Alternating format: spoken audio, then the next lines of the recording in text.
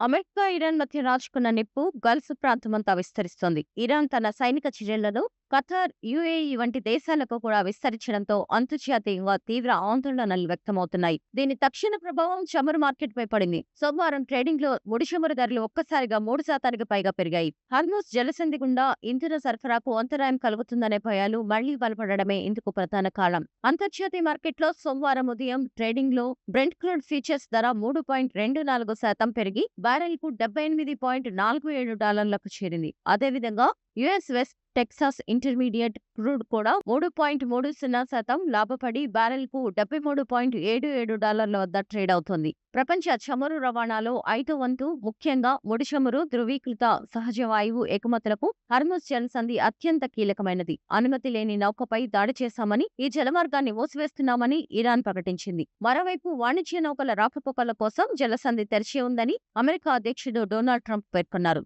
అయితే ship tracking data సంస్థ Kepler నివేదిక ప్రకారం ఆదివారం కేవలం 6 నౌకలు మాత్రమే ఈ మార్గంలో ప్రయాణించాయి. ఇది ఒక 5 వారాల్లో అత్యంత కనిష్ట స్థాయి కావడం గమనార్హం. ఈ కొత్త ఘర్షణలతో గత నెల వాషింగ్టన్, టెహ్రాన్ మధ్య కుదిరిన తాత్కాలిక శాంతి ఒప్పందం భవిష్యత్తు ప్రశ్నార్థకంగా మారింది. 60 రోజుల పాటు శాంతి చర్చలు జరిపి హార్మోస్ జలసంధిలో రవాణాను పునరుద్ధరించాలనే లక్ష్యంతో ఈ ఒప్పందం జరిగింది. కానీ ఈ తాజా పరిణామాలలో ఈ ప్రత్యామ్నాయాలకు గండిపడినట్లయింది. ఇంటర్నేషనల్ ఎనర్జీ ఏజెన్సీ ప్రకారం జూన్లో ప్రపంచ చమురు సరఫరా కొంత పెరిగినప్పటికీ యుద్ధానికి ముందున్న సాధారణ స్థాయి కంటే రోజుకు 9.4 మిలియన్ బ్యారెళ్లు తక్కువగానే ఉంది. ప్రస్తుత ఉద్రిక్తతల నేపథ్యంలో ఈ సంక్షోభం ఇప్పట్లో ముగిసేలా కనిపించడం లేదని, ఇంధన సరఫరా వ్యవస్థపై తీవ్ర ప్రభావం పడవచ్చని మార్కెట్ విశ్లేషకులు ఆందోళన వ్యక్తం చేస్తున్నారు.